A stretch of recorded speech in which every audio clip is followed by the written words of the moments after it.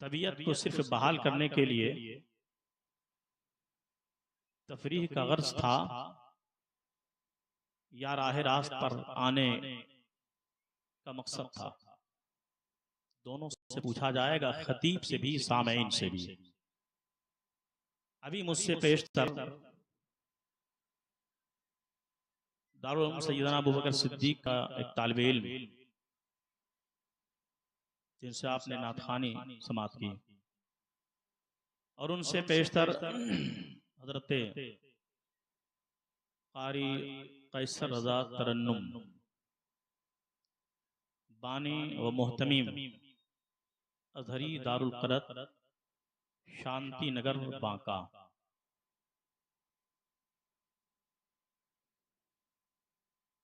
इन्हें देखकर हल्के में ना लें।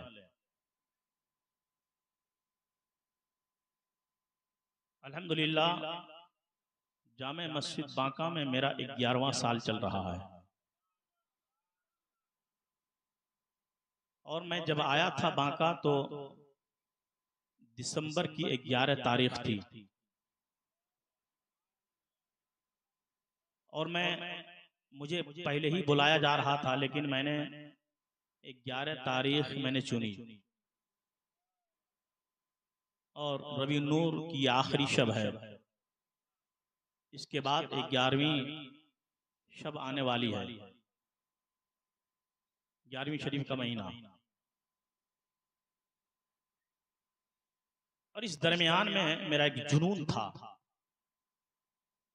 अल्हम्दुलिल्लाह बांका की सरजमीन पर तकरीबन 40 लाख का काम हमने किया, मदरसा से लेकर कब्रिस्तान और कब्रिस्तान से लेकर ईदगाह तक, और जो मेरा मकसद था वो पूरा ना हो सका। इस वक्त बांका की सरजमीन पर अरबों में खेलने वाले मुसलमान हैं। करोड़पति की बात नहीं कर रहा, अरबों में खेलने वाले। और कारी कैसर रजा तरन्नुम, दुआ कीजिए कि अल्लाह ताला इसकी उम्र में दराजगी अता फरमाए। शहर बांका को जो जरूरत थी, इन्होंने उस कम आबादी में तमाम दौलतमंदों को, बड़े बड़े करोड़पति अरबपति को पीछे छोड़ दिया। अगर यकीन नहीं है तो किसी और का घर देखने के लिए नहीं कह रहा हूं, रसूलुल्लाह का घर देखने के लिए आ जाए,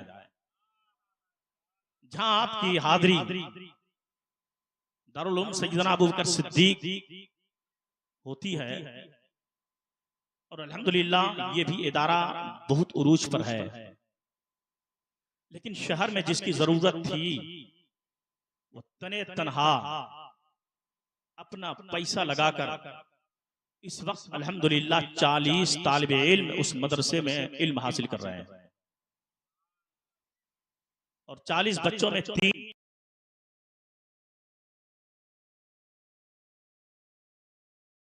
रजा तरन्नुम, वही बांका की सरजमीन है। एक दिन का इत्तेफाक है कि किसी के घर फातिहा खानी थी, और फिर दूसरों को कहा गया कि ये फातिहा पढ़ेंगे।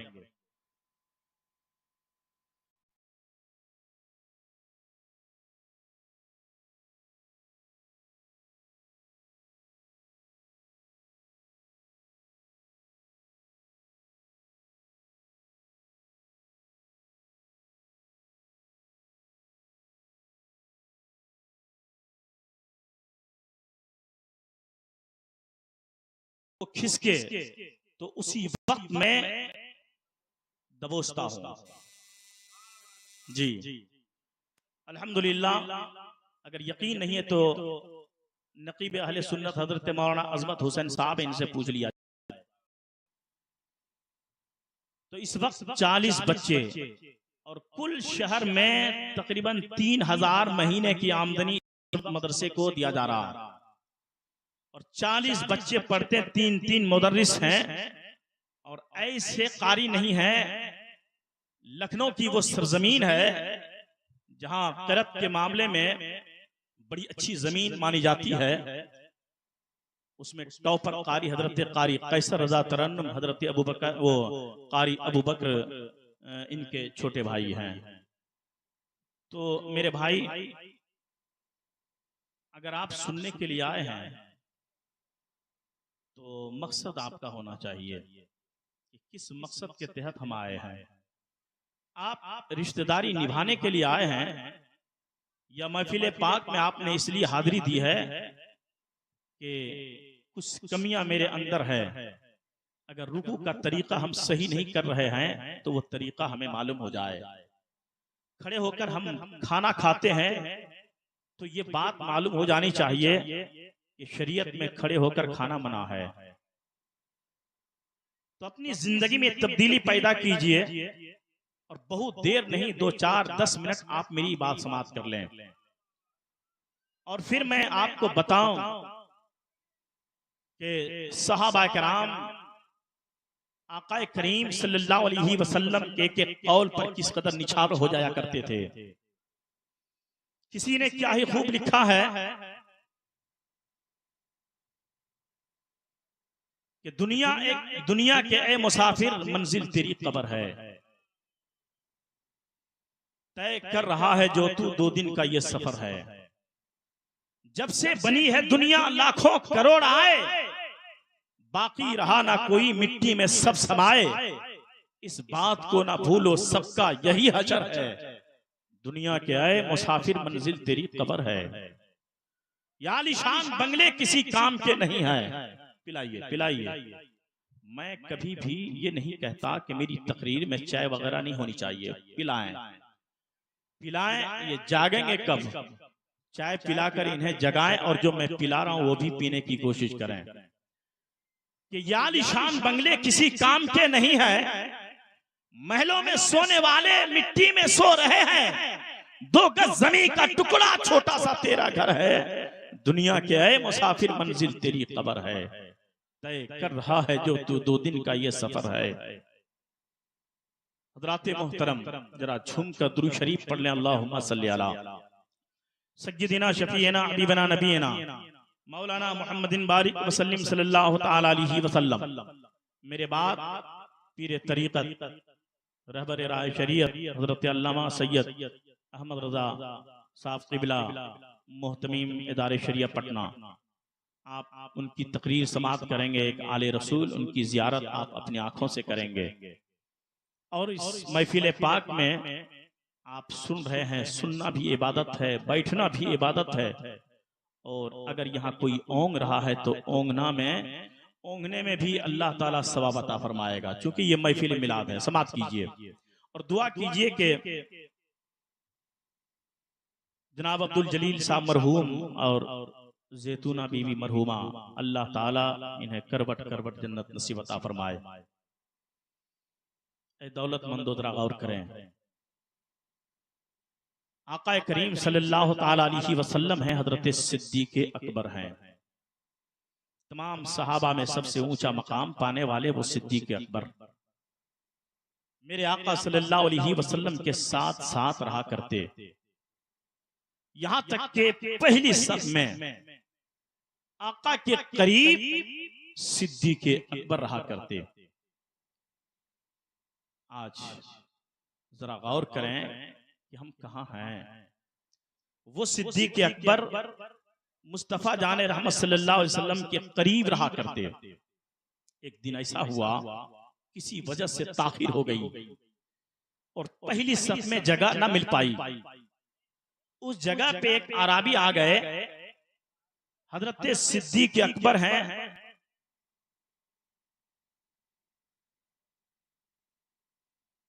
माशाअल्लाह। आप लोग तशरीफ ले आए, हजरत की आमद हो रही है। आ जाएं, आ जाएं, आ जाएं।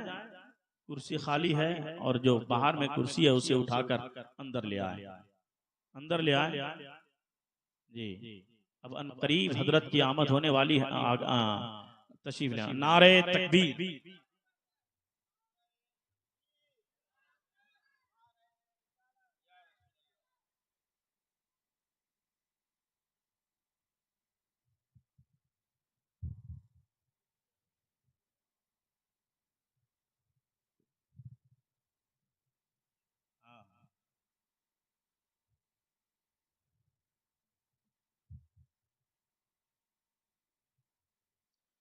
आ जाइए जो बाहर में है अंदर आ जाएं, तशरीफ ले आए। बस 2-4 मिनट समाप्त कर लें, दुरूद शरीफ पढ़ें। अल्लाहुम्मा सल्ली अला सय्यिदिना शफीना हबीबना नबीना मौलाना मुहम्मदिन बारिक वसल्लम सल्लल्लाहु तआला अलैहि वसल्लम। तो मैं अर्ज ये कर रहा था, देखिए स्टेज पे हजरत अल्लामा शमशीर साहब भी क़िबला मौजूद हैं और ज़ेर सदारत हजरत मौलाना असगरुल कादरी साहब वो भी तशरीफ रखते हैं और आले रसूल की आप ज़ियारत फरमा रहे हैं, समाप्त कीजिए। बस हाजिरी की गरज से मैं अर्ज ये कर रहा था कि हजरत सिद्दीक़ अकबर रज़ियल्लाहु ताला अन्हु किसी वजह से ताखीर हो गई, वो जगह ना ले पाए। एक आराबी उस जगह पे आ गए। हजरत सिद्दीक़ अकबर के पास तकरीबन 25 दिनार दिरहम कुछ दौलत थी। हजरत सिद्दीक़ अकबर सोचने लगे कि ताखीर हो गई, आका सल्लल्लाहु अलैहि वसल्लम के करीब ना हो सके, पहली सफ में जगह ना मिल पाई। चुपके से उस अराबी के कान में हजरत सिद्दीक़ अकबर अर्ज करते हैं कि मेरे पास ये दौलत है, कुछ इसे ले लो और इसके बदले में इस जगह को छोड़ दो, मेरे हक में बड़ा अच्छा होगा। वो अराबी सोचने लगे कि हमें दौलत मिल रही है और पहली सब क्या, जहां भी मैं नमाज अदा करूंगा तो नबी की इब्तिदा ही में नमाज अदा होगी। मुझे दौलत भी मिल रही है और मुस्तफा जाने रहमत सल्लल्लाहु अलैहि वसल्लम की इब्तिदा भी मिल रही है, दोनों हाथ में लड्डू है। तैयार हो गए, वो जगह हजरत सिद्दीक़ अकबर को दे दिए। और जब हजरत सिद्दीक़ अकबर को वो जगह मिल गई और नमाज जब मुकम्मल हुई तो सिद्दीक़ अकबर ने इजाजत चाहिए, आका सल्लल्लाहु अलैहि वसल्लम कुछ बोलना चाहता हूं, कुछ सवाल है। मुस्तफा जान रहमत फरमाने लगे कि सिद्दीक़ बोलो, क्या बोलना चाहते हो। हजरत सिद्दीक़ अकबर ने अर्ज की, आका सल्लल्लाहु अलैहि वसल्लम आप किसी मकाम पे यूं अर्ज फरमा रहे थे कि ये दुनियावी दौलत ऐसी है जो अक्सर बेशतर अल्लाह और अल्लाह के रसूल से दूर कर देती है, लेकिन बात समझ में नहीं आ रही है। आका आपकी जुबान मुबारक से जो बात निकली है वो हक है। आका सल्लल्लाहु अलैहि वसल्लम जमीन फट सकती है, आसमान के सितारे छड़ सकते हैं, कायनात दरहम बरहम हो सकते हैं। या रसूल अल्लाह आपकी जुबान मुबारक से जो बात निकली है कभी गलत नहीं हो सकती है। ये सिद्दीक़ के समझ का फेर है। आका सल्लल्लाहु अलैहि वसल्लम आप फरमा रहे थे कि अक्सर बेशतर दुनियावी दौलत अल्लाह और अल्लाह के रसूल से दूर कर देती है।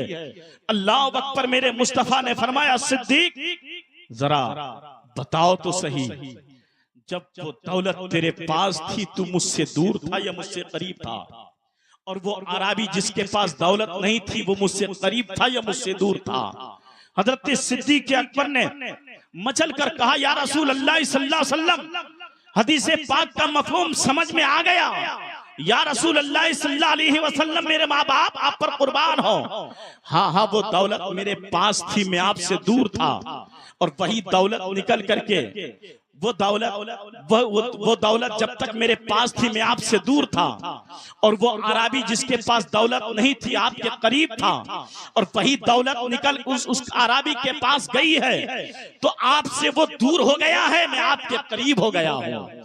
अल्लाह अकबर। ओ मेरी मिल्लत के नौजवानों, अगर अल्लाह ने दौलत और सरबत से नवाजा है तो फिर जहां अपने बाल बच्चों के लिए फिक्र करते हैं वहीं कुछ बचाकर सैयदना अबू बकर सिद्दीक के बारे में भी सोचें। अजहरी दारुल क़रत के बारे में भी सोचें कि ये इदारा है, यहाँ से इस्लाम का मुजाहिद पैदा होता है, इस्लाम का सिपाही पैदा होता है। आइए अल मुख्तसर मैं अर्ज कर रहा हूँ, 2 मिनट की तकरीर समाप्त कर लें। अल्लाह अकबर मालूम है, जरा तवज्जो से समाप्त करें, कहीं ऐसा ना हो कि सर से ऊपर बात गुजर जाए। अल्लाह अकबर बादशाह वक्त हजरत हारून रशीद है और हजरत बहलूल दाना, आपने नाम सुना है कि नहीं? वो हजरत बहलूल दाना अल्लाह अकबर एक बाजार में बैठकर कुछ बातें हो रही है, कोई है नहीं, आसमान की तरफ सर उठाकर कुछ बात हो रही है।